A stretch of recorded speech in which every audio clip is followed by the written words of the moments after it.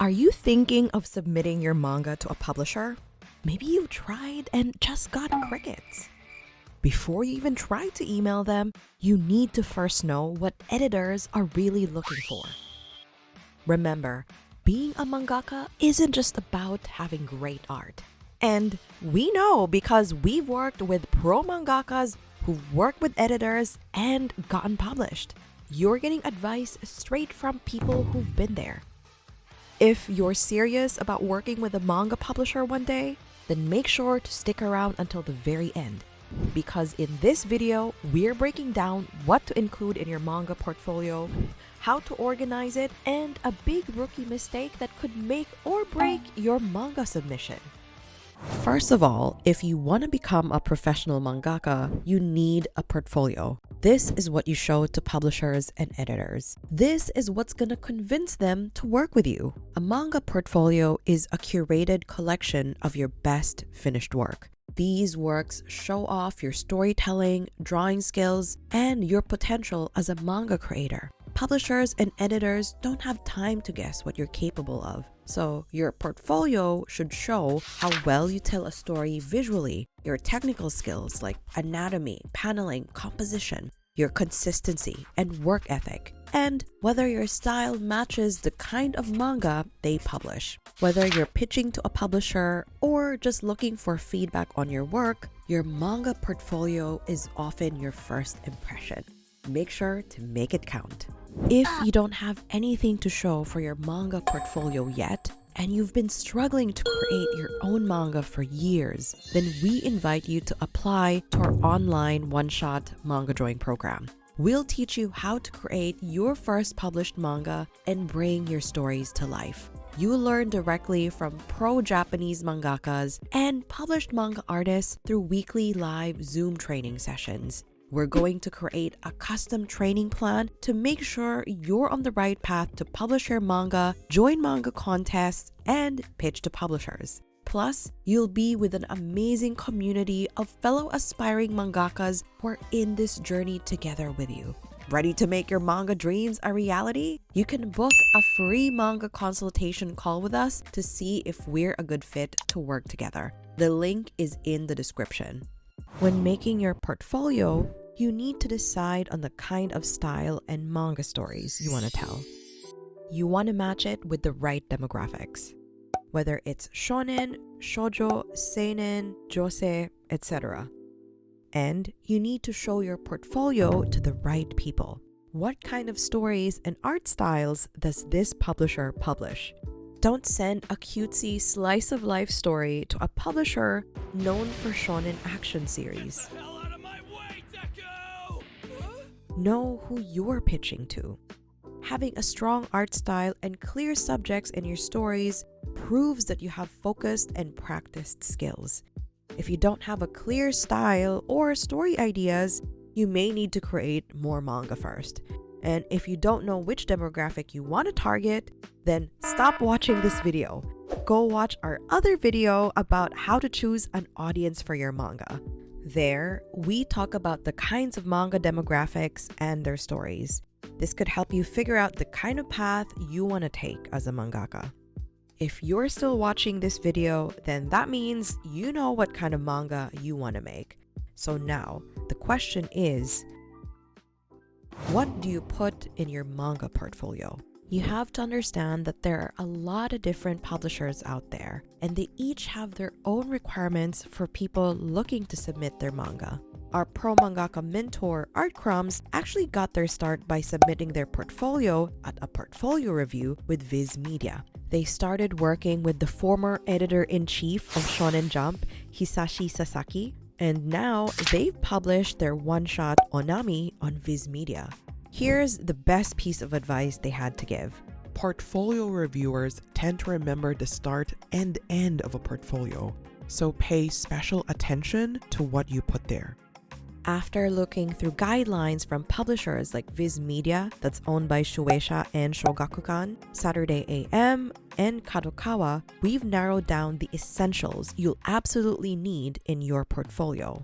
When submitting to publishers, you gotta have at least some original finished manga works to show them. These could be one-shots or a series. You have to show them that this isn't your first time making manga, and you've been putting in the work. When making your portfolio, include at least 10 or more completed pages of your original manga and a solid summary of your original story. The number of pages you can submit will be different from publisher to publisher, but after looking through a lot of different guidelines from different publishers, at least 10 finished pages is the minimum. Some publishers like Viz Media will accept drafts or thumbnails, but they'll still need to see some samples of finalized pages.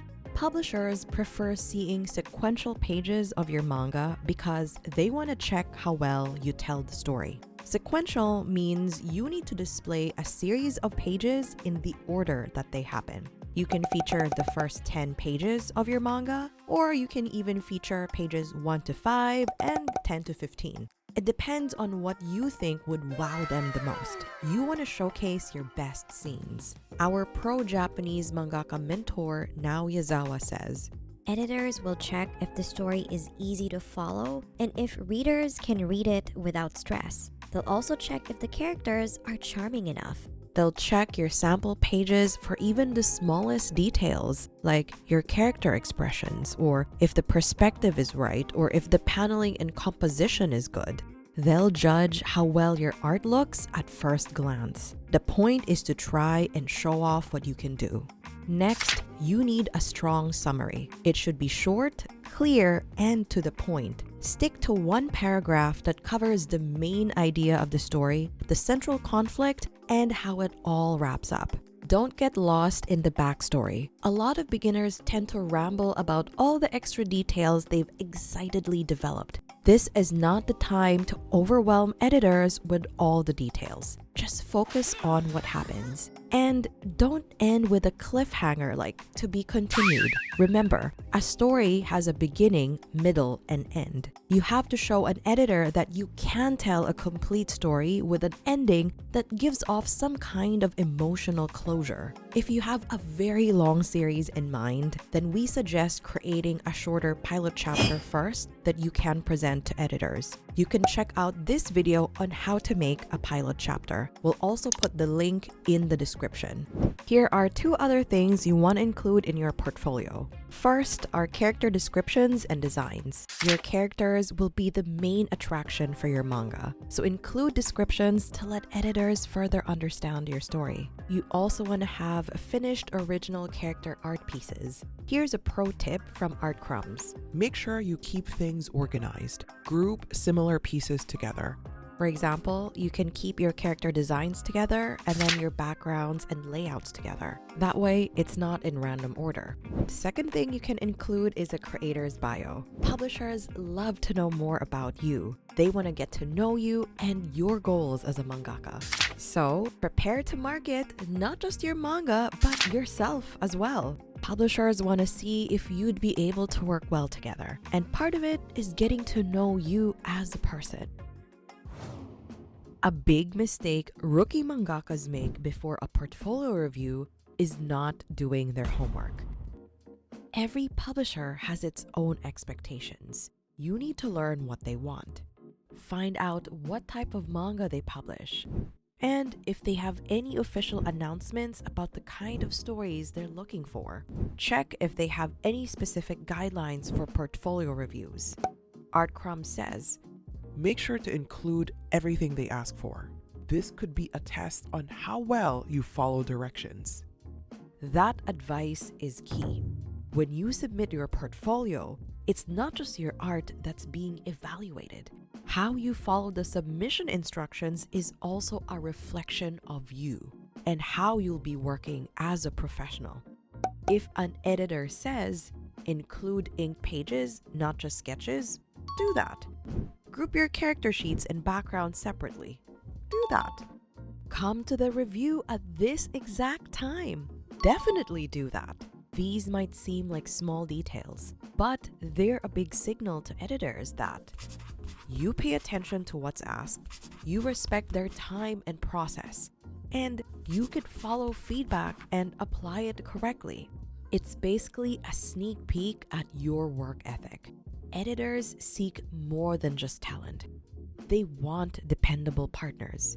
If you skip steps, send the wrong things, or ignore guidelines, it raises a red flag, even if your art is amazing.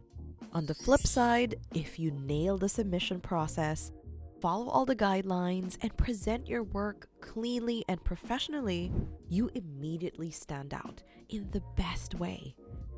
So yeah, following directions, it's not just being polite.